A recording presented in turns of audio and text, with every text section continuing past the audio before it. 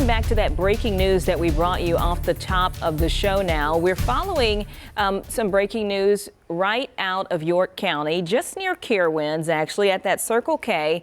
If you've been in that area, then you know what I'm talking about. It's near the Wendy's, not far from the park. You can actually see the park in the back of this video. That car you see there in that video was towed off not too long ago.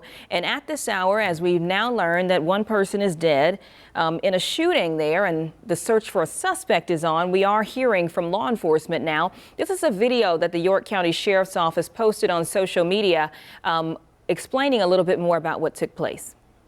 Good morning, everybody. Deputy Trent Ferris, Public Information Officer for the York County Sheriff's Office here.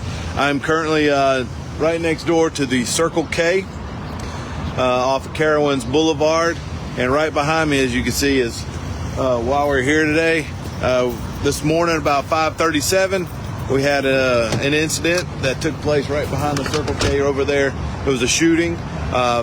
Don't have very much information on the suspect at the moment, but I can tell you there's a group of men and women over there right now doing everything they can to find out who did the shooting here this morning. I will tell you that the person who was shot has been is dead, deceased. So rushed to the hospital, did everything we could for him, but he's dead. The coroner has just gotten here. They'll that office will be able to give out more information about the person who was involved.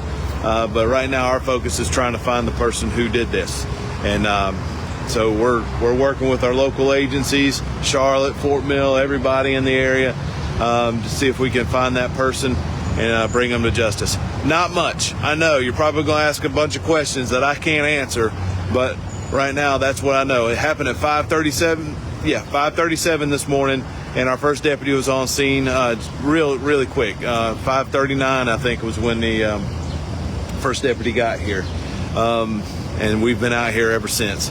So we're going to put out more information about it later, hopefully some suspect information so you can help us find him. And other than that, that's all I got for you this morning. All right, folks, talk to the news, too. You're probably going to see it all over the news.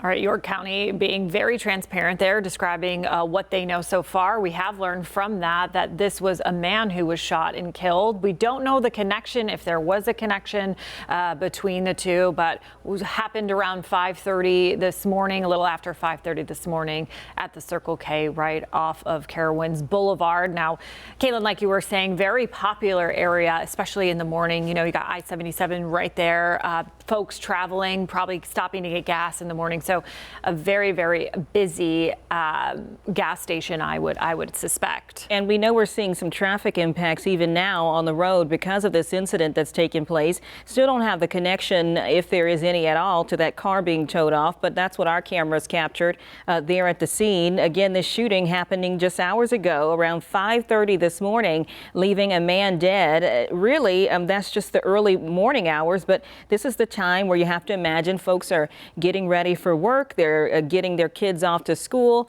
Any number of people could have been at that gas station whenever this all took place. We still don't know the age of the man that died, but we do know, as Megan mentioned, that it was a man that was shot and killed in this incident. Still so many questions on social media. Some folks chiming in, talking to York County, asking for prayers for that family, an update soon, and even talking about safety in that area, saying that they feel more law enforcement should be in that area, which is by the Culvers. I can't say for sure how much law enforcement was in that area at the time of this incident, but I can say that there are often a lot of cameras at those gas stations and nearby businesses. So hopefully that helps law enforcement to get a pretty clear picture of who may have been involved in this. And they haven't shared any information about a suspect, but they're saying that they are looking for one and have a, quote, group of men, group of officers there that are doing that work.